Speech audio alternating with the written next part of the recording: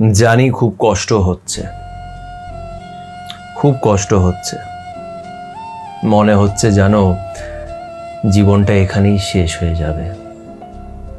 কিছু কষ্ট এমন হয় যেটা আমরা কাউকে বলে বোঝাতে পারি না। এক একটা দিন কাটানো খুব কঠিন হয়ে ওঠে, খুব ডিস্টার্বিং লাগে, আর বুঝতে পারি না যে কি করা উচিত। যে মানুষটাকে এত ভালোবাসলাম, এত কেয়ার করলাম, আপন করে নিজের সাথে রাখলাম, সেই মানুষটা আজকে সম্পূর্ণভাবে আমার জীবন থেকে চলে গেছে এবং সে নিজের লাইফে হয়তো বেশ ভালোই আছে। সে যাওয়ার আগে একবারও ঘুরে তাকালো না, একবারও আমার দিকে তাকিয়ে দেখলো না, চুপচাপ চলে গেল। তার কিছু যায় আসে না যে এটা আমার শেষ দেখা আমাদের। সে বুঝতে পারছে না যে সে তোমায় কতটা কষ্ট দিয়ে চলে গেছে। এবার তুমি এটাই ভাবছো যে কি করে লাইফে এগোবো, কি করে এই কষ্ট থেকে বেরোবো। যদি তোমরা যারা যারা আমার এই ভিডিও দেখো, যদি একটুও আমার উপরে বিশ্বাস তোমাদের থেকে থাকে,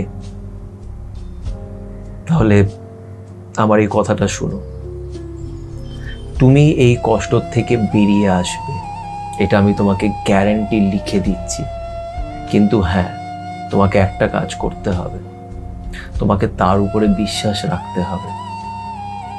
মনে রাখবে যে অনেক সময় লাইফে আমরা কষ্ট পাই, এই কষ্টটা আমাদের কর্মেরই কোনো একটা কারণ হতে পারে। যে কর্মটা আমরা করেছি গত জন্মে, এই জন্মে হতে পারে।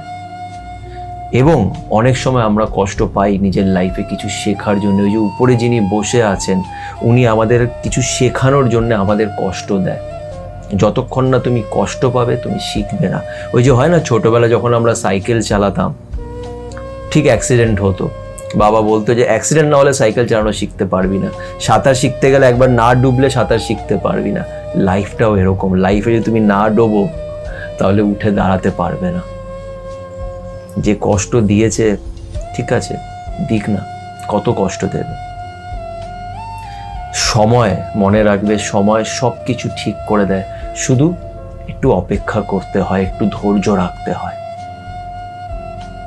আমার মতো লোক যদি নিজের কষ্টের সাথে লড়তে পারে, আমি তো খুব উইক, আমি মনে করি যে আমি খুব উইক, ভেতর থেকে আমি অনেক কমজোর, কিন্তু আমি যদি লড়তে পারি, আমি শিওর কি তোমরা সবাই লড়তে পারবে। আমাদের সবার মধ্যে এই ক্যাপাবিলিটি আছে নিজের কষ্টের সাথে লড়ার।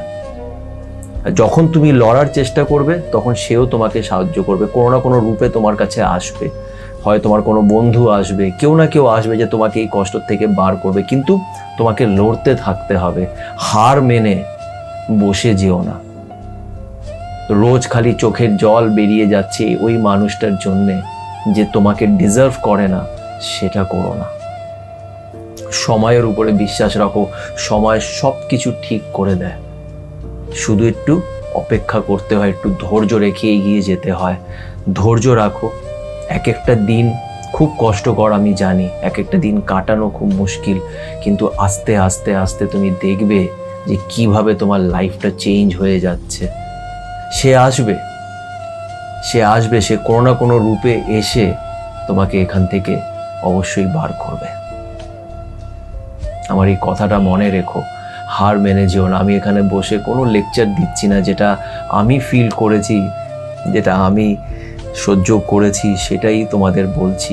তোমাদের নিজের আপন বন্ধুর মতন মনে করি, নিজের ফ্যামিলি মেম্বার মনে করি, তাই তোমাদের সাথে এটা শেয়ার করছি।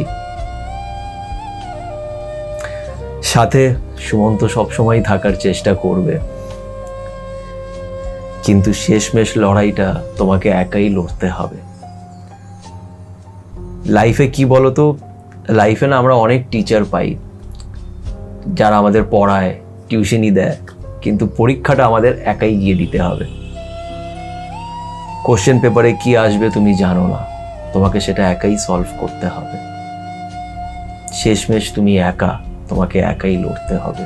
কিন্তু লড়তে হবে। যে লড়ার চেষ্টা করে তাকেই সে সাহায্য করে। আর বিশ্বাস করো, সে তোমাকে দেখছে, সে তোমার আশেপাশেই আছে।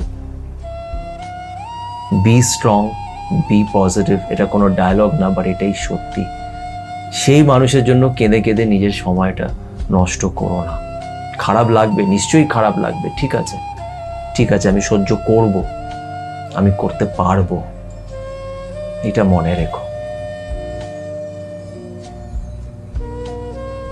প্রে করি আমি তার কাছে যে তোমাদের যাদের যাদের লাইফে এখন কষ্ট, তারা যাতে নিজের কষ্টের সাথে লড়ে এগিয়ে যেতে পারে। ভালো থেকো।